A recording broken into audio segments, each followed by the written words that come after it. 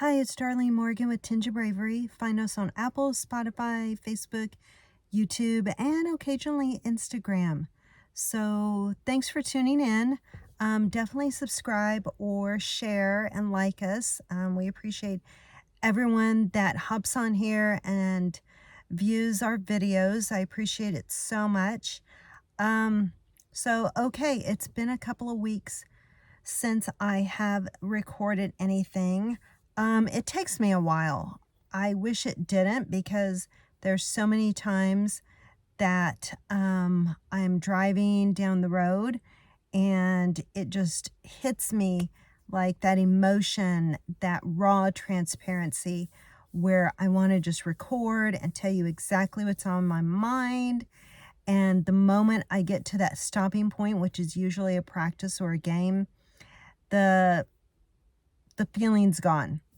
And so if you are just tuning in for the first time, I'm Darlene and I do a lot of my recordings in my car because it's pretty much one of the times that I actually have time to do it.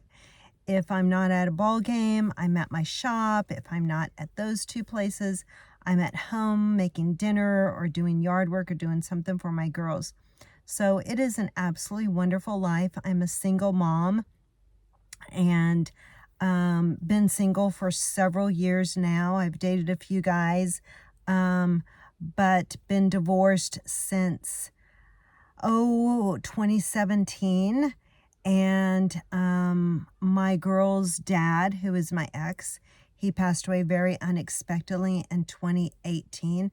And so really been navigating this life on my own. And as a result, just kind of got up the courage to start recording a lot of the things that I've gone through, that the girls and I have gone through, in hopes that it just encourages you, it inspires you to have you just keep going as well. So anyway, um, let's get into this because I know it has been a couple of weeks since I have posted anything. And that's because, like I said, it just kind of has to really hit me and I want to feel it because then I know that it can be relatable. Um, and I just want to be able to be transparent in a very honest, authentic way. So, for the most part, when I record stuff, it's generally something that's really been on my mind for a few days. It just kind of takes me a while to pull all that together. Not to mention the fact that I really am still refining this video and blogging and podcast because, I want it to have a lot of consistency. I want it to feel stable. I want it to feel um, very real. I want it to be have a pattern. And so, anyway, the pattern I see so far is, I do a lot of my recordings in my car. So I think that's unique about it. And I want to keep doing that. Every once in a while, I might do a recording like in my bedroom or something. But this is easy for me because I know my girls aren't going to barge in on me. Um, and I know that I have like good sound in here. And it's just the time that I'm most comfortable. So there is that. But um, what I'm getting at for this particular recording is something that I thought of the other day. And, I do think that God is leading me to really speak up and just kind of like give you a lot of my history and my stories because, I do want people to come to Christ and know that you can definitely count on God for so much. And I want to use my life to show you how that happens because God has absolutely been a saving grace to me through so much, even from the day I was born. And I feel like the writing that I've done and now the videotaping is something that I feel like I'm being called to do. But I also feel like it just still doesn't have that spark, like that viral moment. I feel like that's coming.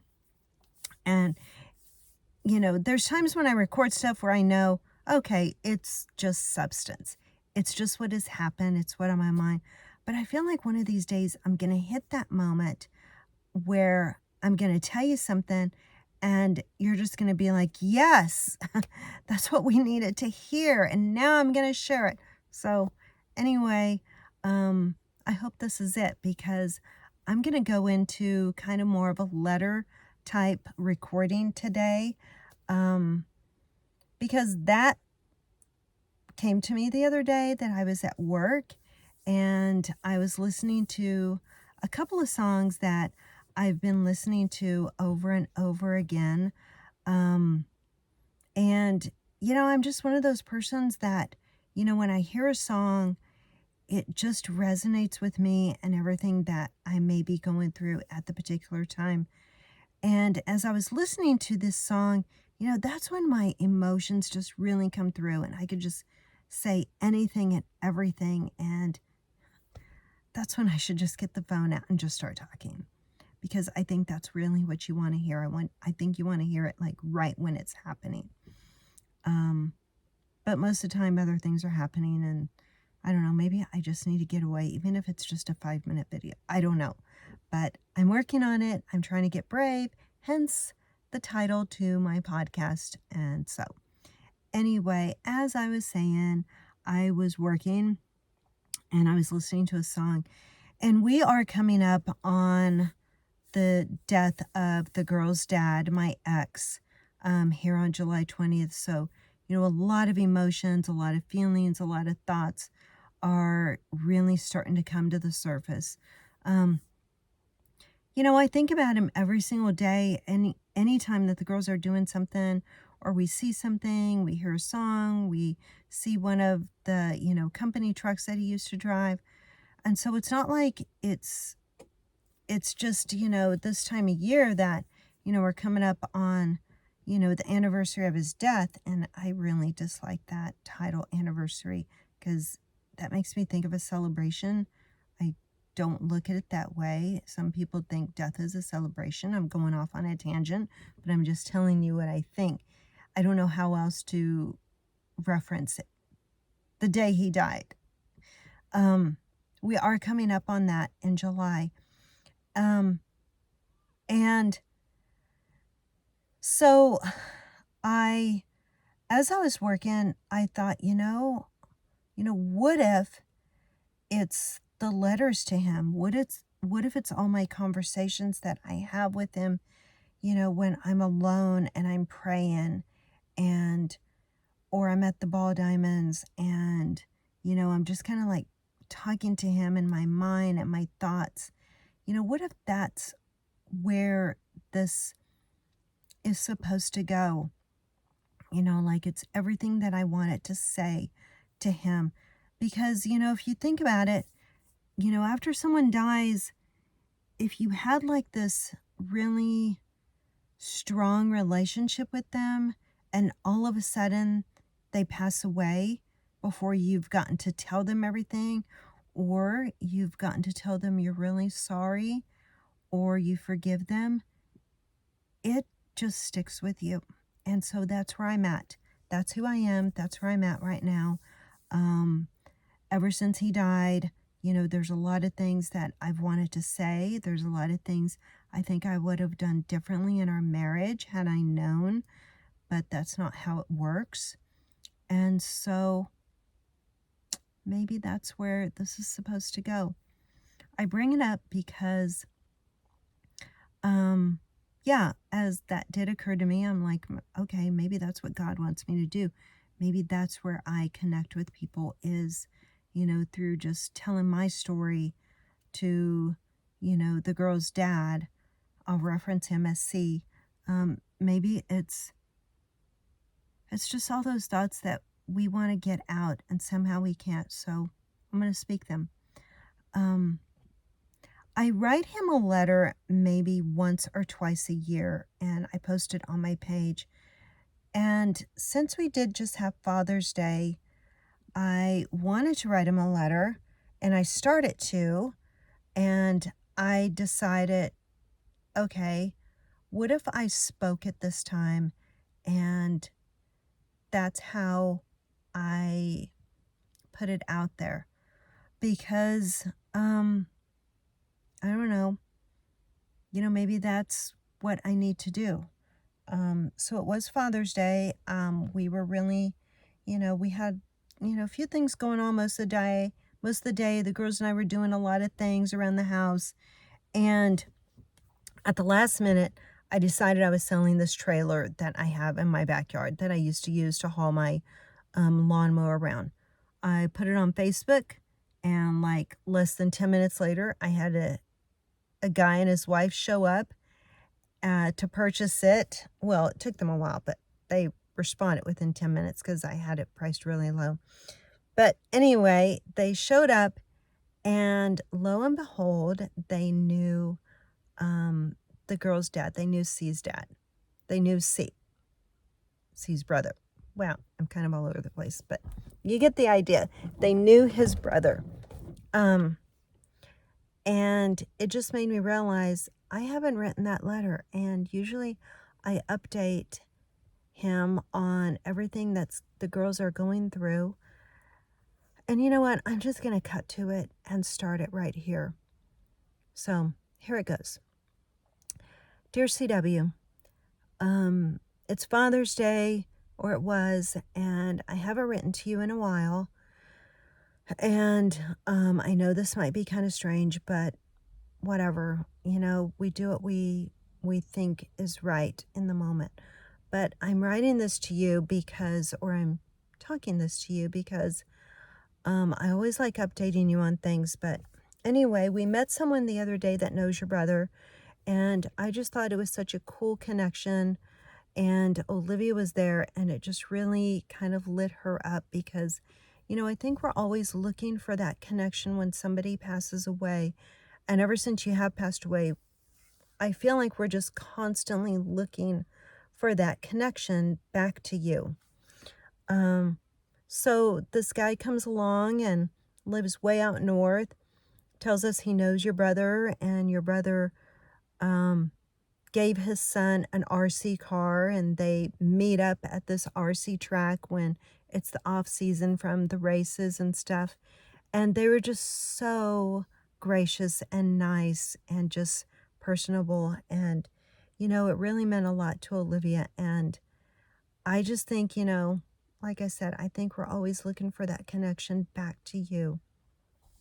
And that just happened to be one of them. And it just made me realize, hey, I haven't written you a letter in a while. And so I wanted to let you know what's been happening. I hope somehow, some way you can find a way to see us, to hear us, to talk to us somehow, send somebody through you. I don't know, but I will say this. So another time that we really felt connected to you, I was in Kansas City with Clara before her ball games on Thursday, and I had her seeing this hitting coach who is actually, she went to Shawnee Heights. Her name is Anaya, and she put it out there that she was going to start doing some hitting lessons and stuff. And of course, I talked to Clara about it, and she wanted to do it. You would be so proud of her, and you would have absolutely loved watching Anaya play ball because she was, such a force of nature, a strong hitter, power hitter, and great at third base and stuff. And so anyway, we met up with her in Kansas City so Claire could do a quick hitting lesson before the games. And as they were working on it, this red bird comes flying so close to the cages where they were working. And he just kind of circled, and he couldn't find a place to land. It looked like he was really wanting to land like on the fence line, but obviously he couldn't because, the spikes were sticking up from the fence. And he circled around and ended up in the tree and just facing Clara. And I just watched him for the longest time, and I looked away to do something, and I looked back, and he was gone. So I just I feel like that is you. I mean, I just do. I think you're constantly somehow making your presence known, and I want it to be that way. You know, I wish you were here. I wish there was a lot of things that, I had told you. I know I have spoken that before. I've written it. But you're not. And either way, I just want you to know I'm doing the absolute best that I can. And I'm just ever so sorry. I'm always going to say I'm sorry. And I hope you forgive me. So anyway, there's these two songs that keep popping up, and they just really make me think of you. One of them is by an artist, a country artist named Billy Currington, and the song is called It Don't Hurt Like It Used to. And the first couple times I listened to it, I really kind of had to hold it together because I was in the car driving probably to a ball game, and I just thought, yeah, that's it. I mean, we're going on 5 years since you've been gone, and it don't hurt like it used to. It still does. Obviously, you can tell because I could about cry, but I'm not going to, because I really want to get through this without crying. But we move on, and anyway, I'm going to deviate here for a minute. Listeners, you've got to listen to that song. The other one that that I want to share with you is called Brighter Days by an artist called, I think, The Blessing Offor, Offor. And oh my gosh, let me tell you, see, it is just one of those songs that I think it's pretty much tells the story of the girl's days since you've been gone. We know there's going to be brighter days, and there has been. We've definitely had some bright days. I think, you would be super happy with everything that we've been doing and how the girls are doing. Obviously, if you were here or there's a way that you can see us, you can see that there's also been some struggles, and I hope that I've handled them well.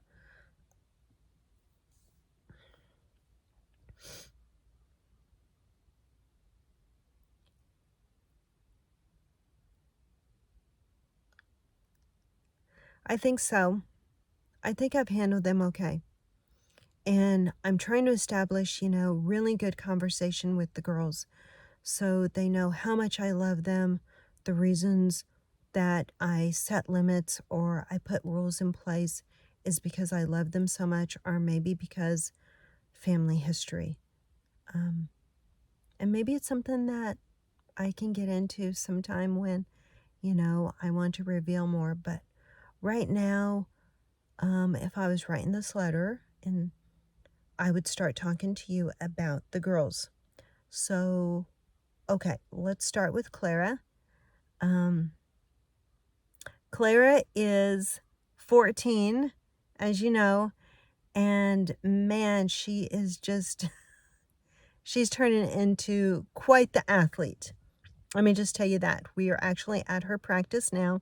We are in DeSoto, Kansas, where they practice. She's with KC Select. And, it's been a good experience. I mean, they haven't won very many games. You might be a little frustrated over that. But it honestly reminds me of Annie's Peppers team, where they had some losses, but they were establishing their footing and their connection with one another. And man, when they connect, it's just so fun to see. So anyway, she got with the team and was asked to play shortstop, and she does really good. So she either plays short or second, and she's a leadoff hitter. Sometimes it makes her nervous to be lead off because she feels like it's a lot of pressure. And other times she loves it so much. Um, so like when she is struggling at bat and she's striking out, the first thing she'll do when she gets in the car is, "Oh, I hope I don't lose my position." And I'm like, "Clara, you know what? All you can do is the best that you can do. And if you're worried about that, guess what? You just go work harder at it. Or you ask the coach to do some hitting with you, like in between, do some soft toss or heavy hitting." So she does every now and then that she'll listen to me. The other thing she's totally into, obviously, is volleyball. We didn't have that when we were married. I don't think you got to see much of that. And I think you would love it.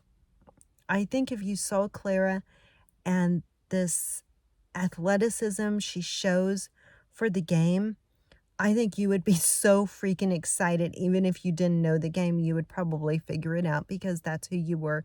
You knew absolutely everything about ball. And so I think, you would just have a blast. So right now we're in the middle of seasons with volleyball with her, and she wants to get back with her old team, the Saints, but they are combining into two teams. And so that means that she still has to try out for it, but she's putting in the extra work, and it's just something that we're praying about. We did consider, like, hey, she loves it that much. Should we consider, you know, um, just seeking a Kansas City team? But, you know, I don't know that that's the right thing to do, and it scares me to talk about it because then if coaches hear that, they think, oh my gosh, they just want this and that. They want to do more. And that's not what it is. I mean, I think as parents, if I had you here to talk to, I think we would talk about, okay, well, what's best for our daughter? And, for me personally, what's best for us is, trying to get back on with the Topeka team because it works, so well with me personally and my schedule and the running around and the cost of everything. But God always finds a way. And, to be honest, Clara, she loves being, close to home where her friends are. And so I hope that works out because she has established, a great bond with the team as it is. Other than that, she's taken a driving class the end of July. And so that's going to be interesting. Anything else you want to know about Clara? She drives me crazy. She eats everything. She's just full of muscle now. It's just incredible. She still keeps her room clean and completely organized. She has this boyfriend now named Brody who plays baseball, if you can believe that. I'm so glad that he is an athlete too because I don't want her to lose that. And I don't think you would either. I think you would totally approve of him. He's a little goofy and outspoken, but pretty good kid. Okay, moving on to Annie. And I'm going on 23 minutes here, so take a little longer than I should. Hey, it's a letter, so this one's going to be kind of a special recording. Oh, Annie. Annie is 17 now. As you know, she gave up softball last year, so that's nothing new. She's doing more working at the coffee shop. And when she's not doing the working at the coffee shop, she's at home. She takes a lot of time with her boyfriend, Will, who definitely kind of reminds me of you. He's very tall. He's thin. He has this total head of blonde hair. And he's a little quiet, but then he also has like this quirkiness about him that just makes us laugh. Like the other day, they all came to Clara's ball games, and he's just super quiet, but he doesn't hesitate to speak up when he wants to eat. And so we make sure he gets fed. But anyway, we're just driving around, and for some reason, I'm listening to Van Halen, and like in the back seat, he's singing like the old school song, And he's just kind of like in this monotone voice, girl, you really got me now. You got me so I don't know what I'm doing. And I'm just like driving along and I'm like, okay. I'm like, that's awesome. Well, it's glad you're finally getting comfortable with us, but Annie's doing good. She's kind of gone through a couple of things that I would have loved to visit it with you about and see, how we could have helped her together. And but she is one that I can absolutely talk to. I can pull Annie aside and she will listen. She will take it all in and she absorbs it. She'll get frustrated at times if I put limits or I put like consequences on stuff. She gets frustrated, but for the most part, she's absolutely one of the most respectful young women that you would ever meet. And she is just phenomenal at work. She's sharp. She's great with the customers. She knows her stuff. Um, she's just doing so good.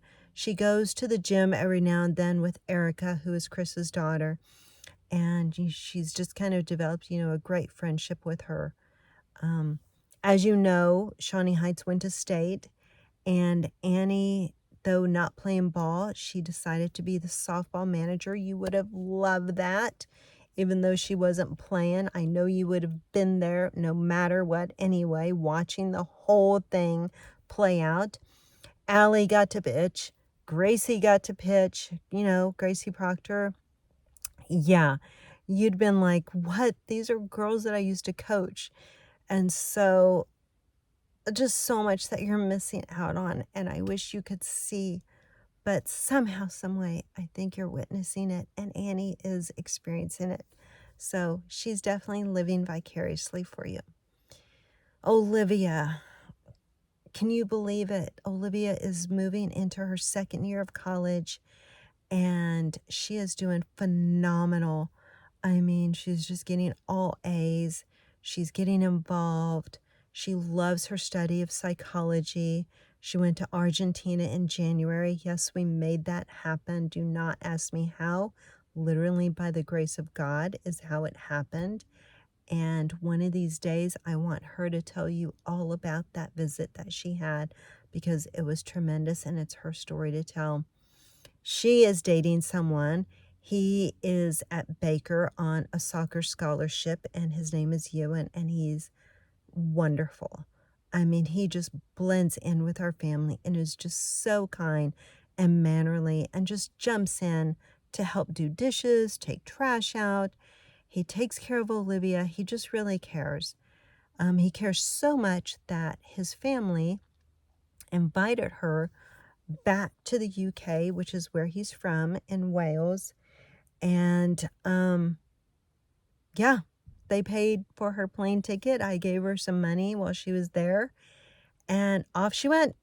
She's like this world traveler now. So she was in the UK for a few weeks, and it just went by so quickly, and she just got to see so much. And I do want her to tell you about that. I don't want to steal that glory from her. She is just doing wonderful. She's still my girl, like the one that I can go to and talk to. She's had some struggles as well. I think the grief is catching up to her because I think she has really pushed it aside for so long that now all of a sudden it's surfacing in ways that I'm not sure. It brings triggers and stuff. But once again, I'll just let her talk to you.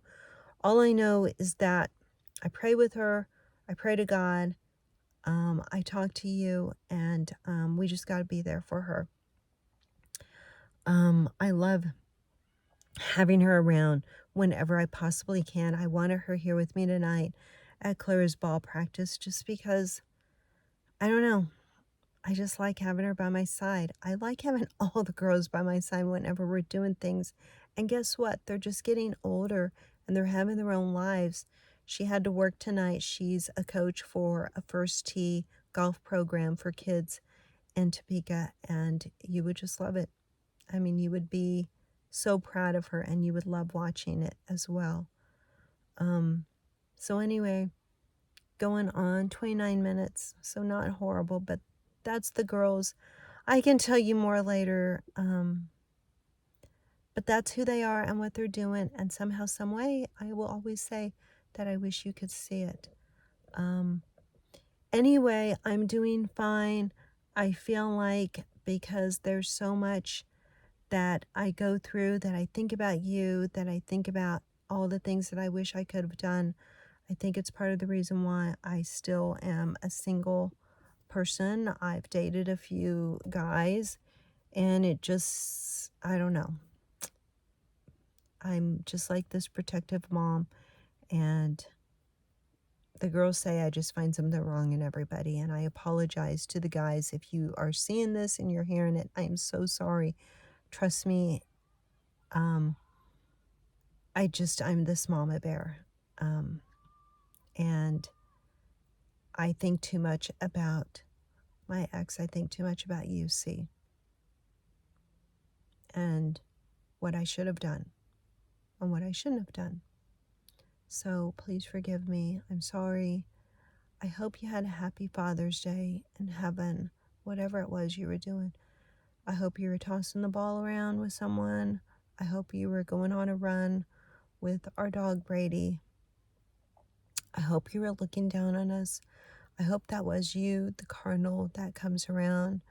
I hope it's you when we feel the wind blow. I hope it's you when we hear the rain hit the deck. I hope it's you when that work truck drives by, you just happen to place it there. I hope it's you when we hear the songs that we're hearing. And I'm always going to hope that your voice comes through at some point in time. So that's it. I will return with more another time. Good night. That's my letter to UCW, and I'll be waiting to hear your voice or something. Okay. Thank you all for listening. Please subscribe or share. I'm going to keep creating these videos. What I need from you is to tell me what you want to hear, if you have any questions. And if for some reason you're just driving down the road and you think Darlene needs to talk about that, please send me a text and say, right now, be brave. Text me 785-250-3684 and say you can do it, or message me. So anyway, good night all. I'm going to go out there and watch the rest of Claire's practice and eat my apple that I always bring.